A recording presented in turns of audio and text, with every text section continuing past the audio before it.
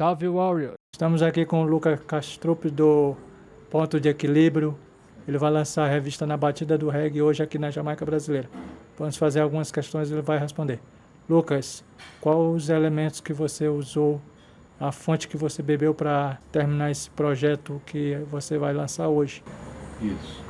Então, Na Batida do Reggae é uma revista que traz um resumo da minha palestra musical que tem o mesmo nome, Na Batida do Reggae. Desde 2016 eu venho percorrendo dezenas de cidades, apresentando uma palestra musical na qual eu conto um pouco sobre a história da Jamaica através do ritmo. Então eu vou cronologicamente, desde a época da colonização, antes da colonização com os índios arawaks, e vou pontuando determinados períodos históricos e vou exemplificando o estilo musical de cada época, antes mesmo do surgimento do reggae e depois com a internacionalização do reggae. E a minha pesquisa, ela vem desde menino, quando eu me apaixonei pelo reggae. Eu ainda era um menino de 10, 11 anos de idade, comecei ouvindo bastante. Então a pesquisa começa ouvindo, né? Muito reggae, principalmente reggae jamaicano, na década de 70 e 80, que eu ouvi muito Bob Marley, Peter Tosh, Burning Spear, Abyssinians, Hell Vibration, Gladiators, Aijaman, por aí vai, né? Inúmeros nomes que sempre tiveram no meu ouvido.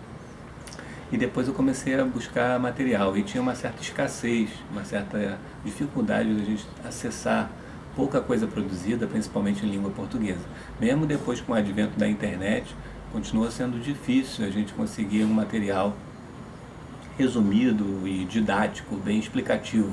Então eu me senti assim, imbuído dessa missão, né, dessa tarefa de realizar. E acho que essa revista Na Batida do Reggae, ela traz um material bem assim, já mastigado, vamos dizer assim, para todo bom amante da música, de forma geral, possa absorver. Então eu comecei a fazer entrevistas, porque com o Ponto de Equilíbrio, né, eu sou um dos fundadores da banda Ponto de Equilíbrio, que agora completa 20 anos de estrada, e também a gente tem uma constante turnê nacional e também com algumas passagens no exterior, e nesses shows, muitas vezes, né, dentro do Brasil mesmo, vem artistas jamaicanos. E ali no backstage, no camarim, eu comecei a entrevistar algumas pessoas, como por exemplo o Aston Barrett, que é baixista original do Bob Marley, o Santa Davis, que tocou bateria com Peter Tosh, com Bob Marley e vários outros nomes, né? O vocalista Donald Manning, do Abyssinians, e outros nomes que eu comecei a entrevistar e absorver algumas histórias diretamente da fonte, né? Também busquei um material assistindo muitos documentários e material em inglês também de alguma literatura que existe. E dessas minhas vivências, né, diretamente com a música reggae e outros artistas e rastas espalhados aí que eu tive contato, eu comecei a desenvolver a minha própria interpretação sobre essa história, né, a entender.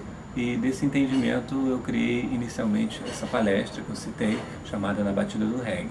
Na palestra eu faço uso de tambor e bateria para exemplificar o tipo de música de cada época. Eu coloco música para tocar e eu também uso projeção de fotos, vídeos, e nessas projeções eu coloco trechos legendados dessas entrevistas que eu venho fazendo com artistas jamaicanos. Então esses próprios artistas vão me ajudando a contar essa história. E essa palestra também, como eu disse, eu já passei por mais de 40 cidades, sou muito feliz de ter esse projeto. Já apresentei aqui em São Luís há uns 2 anos atrás, em 2018, em fevereiro, e agora eu estou voltando para lançar a revista Na Batida do Reggae, que é um resumo.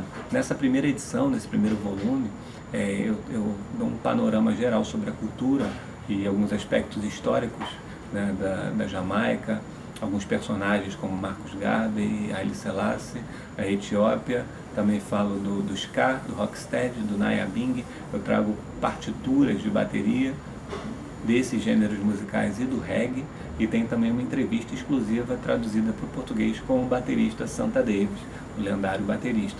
Então esse é o primeiro volume, tem imagens bem bonitas, o material tá bem interessante, assim, a parte gráfica também, e eu produzi os textos. e estou vindo, tenho a honra de fazer essa festa de lançamento aí no dia 6 de março de 2020, no Museu do Reggae, a convite do Ademar Danilo. Vai ter o DJ Joaquim Zion também, colocando o melhor do reggae em vinil. Então é uma satisfação estar aqui no Maranhão mais uma vez. Eu adoro vir para cá e é muito bom estar nessa ocasião celebrando essa revista. Só mais uma questão.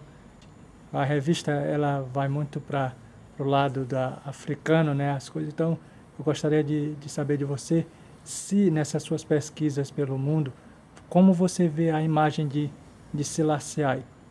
Mas ele ainda consiste em um Deus celebrado, adorado, ou é mais para o lado do slogan, entre aspas, do reggae, como cantores Bob Marley e tambores, a pessoa se vestir do reggae, não exatamente de fato ser um profeta, entendeu? Se ele é um slogan ou se ele é o adorado, o Deus ainda, nessas suas viagens por aí. Se você ouviu sobre, você pode falar sobre isso? Eu acho que isso varia de local para local e de época para época. Então, se não existe assim uma forma única, uma visão única, né? Existem interpretações e vivências que muitas vezes têm características próprias, né?